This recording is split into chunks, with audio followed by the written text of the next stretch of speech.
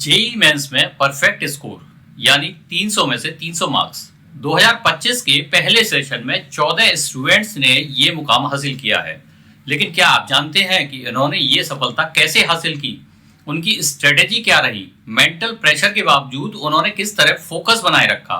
कैसे सीमित संसाधनों में असंभव को संभव कर दिखाया? आज हम उन सभी टॉपर्स की स्ट्रेटेजी, संघर्ष, मेहनत और उनके सीक्रेट्स जानेंगे। अगर आप भी जेई में करियर बनाना चाहते हैं तो इन वीडियो को अंत तक जरूर देखें। टॉपर्स की टिप्स लेकर अपनी कामयाबी सुनिश्चित करें, क्योंकि ये सिर्फ कहानियां नहीं, आपके सपनों की चाबी हैं। सपनों को उड़ान तभी मिलती है जब मेहनत को पंख लगते हैं। सबसे पहले बात नंबर 1 पर आए आयुष सिंघल की। जयपुर के Ayush Singhal JEE mains first session के 14 टॉपर्स में पहले नंबर पर हैं। उन्होंने फिजिक्स में 100 में से 100, केमिस्ट्री में 99.98 और मैथ्स में 99.99 स्कोर किया है।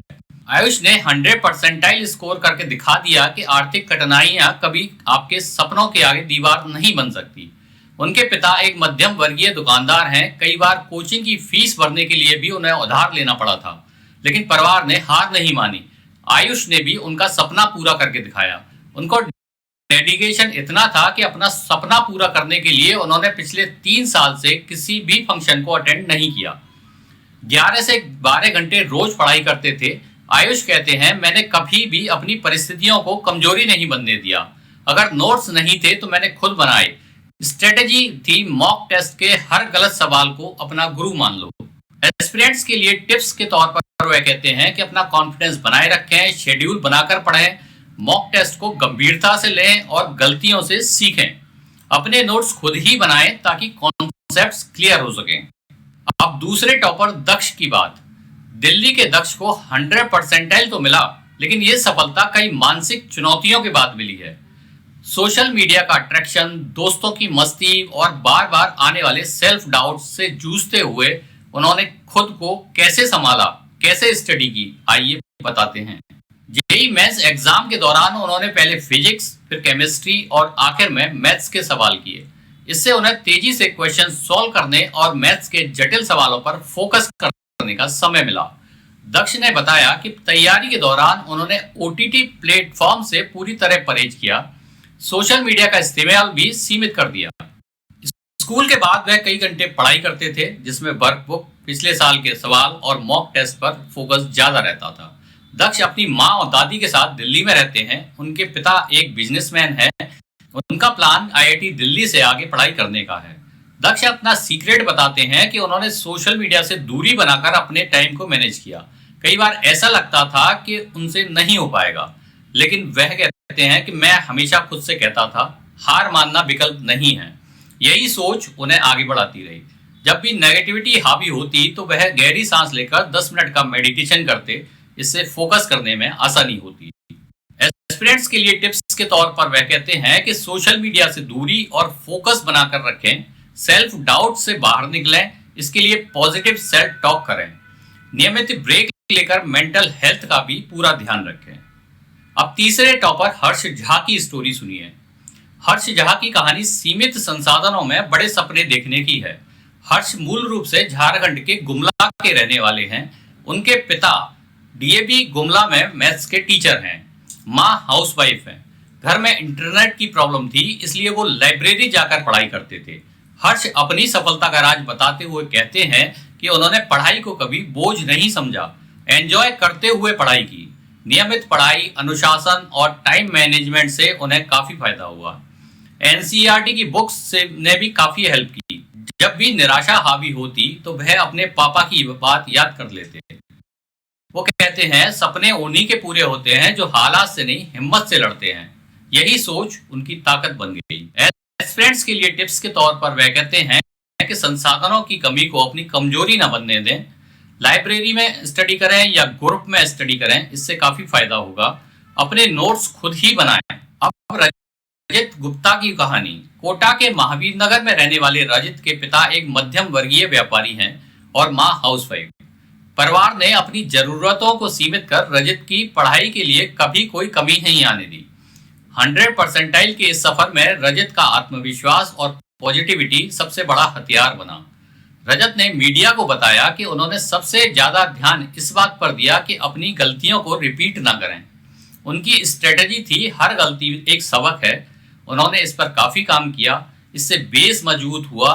वह कहते हैं कि उनकी सफलता का एक राज हैप्पीनेस भी है। वह हर हाल में खुश रहते हैं। एस्पिरेंट्स के लिए टिप्स के तौर पर वह कहते हैं कि अपनी गलतियों को दोहराने से बचें, खुश और पॉजिटिव रहकर पढ़ाई करें, कॉन्फिडेंस बनाए रखें और अपनी तैयारी पर भरोसा रखें। अब लखनऊ के श्रेयस लोहिया की बात। श्रेयस लोहिया ने भी जेईई मेंस 2025 में 100 परसेंटाइल हासिल किया है। उनके पिता दूरदर्शन में इंजीनियर हैं और मां हाउसवाइफ हैं। श्रेयस के सबसे बड़े मोटिवेटर उनके दादाजी थे, लेकिन एग्जाम प्रिपरेशन के बीच ही उनका देहांत हो गया। श्रेयस कहते हैं, जब भी मैं टूटने लगता, दादाजी के सपने को याद करता और उन खुद से कहता, तो मैं उनके सपने को सच करना है। यही सोच मेरी ताकत बन गई। श्रेयस ने बताया कि उनकी स्ट्रेटजी थी, टाइम को सही से मैनेज करो और हर मिनट का सदुपयोग करो। मैं रोज 16 से 18 घंटे तक पढ़ाई करता था, कभी भी अपने लक्ष्य से नहीं भटका। श्रेयस की मां ने बताया उसने टाइम मैनेजमेंट करके प्लान बनाकर पढ़ाई की और सफलता हासिल की। श्रेयस का टारगेट अब आईआईटी मुंबई से कंप्यूटर साइंस में बीटेक करना है।